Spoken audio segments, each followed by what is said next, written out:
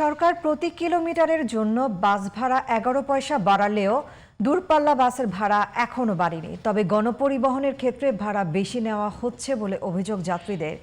এদিকে বাস মালিক সমিতি থেকে ভাড়া বৃদ্ধির তালিকা না দেওয়ায় আগের ভাড়াই নেওয়া হচ্ছে বলে জানিয়েছে বাস কাউন্টারগুলো। রাজধানীর বাস কাউন্টার ও স্টপেজ ঘুরে বাসের চালক ও যাত্রীদের মিশ্র প্রতিক্রিয়ায় বিস্তারিত জানাচ্ছেন অসীম আল ইমরান।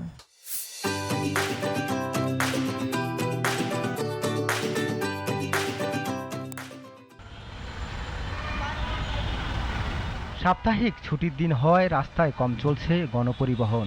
যেগুলো চলছে তাতে যাত্রীর চাপ অন্য দিনের তুলনায় কম। অন্যদিকে দূরপাল্লার কাউন্টারগুলো ফাঁকা, যাত্রী নেই বললেই চলে। সরকার প্রতি কিলোমিটারের জন্য বাস ভাড়া 11 পয়সা বাড়ালেও গণপরিবহনের ক্ষেত্রে দাম বেশি নেওয়ার অভিযোগ তুলছেন কোনো যাত্রী। জানালেন হিসাবে 10 টাকার ভাড়ার ক্ষেত্রে 8 আনা বাড়লেও নিচ্ছে 15 টাকা। তারা বাড়তি ভাড়া 10 টাকা নিচ্ছে, 5 টাকা করে বাড়তি দিতেছে। ওনারা বলতেছে তেলের জন্য। সরকার বাস ভাড়া কিলোমিটারে কত বাড়িয়েছে জানতে চাওয়া হলে কোনো গণপরিবহনের চালক বা কন্ট্রাক্টরদের উত্তর তারা জানেন না, তবে ভাড়া বাড়িয়েছেন ঠিকই। 1 টাকা 10 পয়সা বাড়ছে কিলোতে।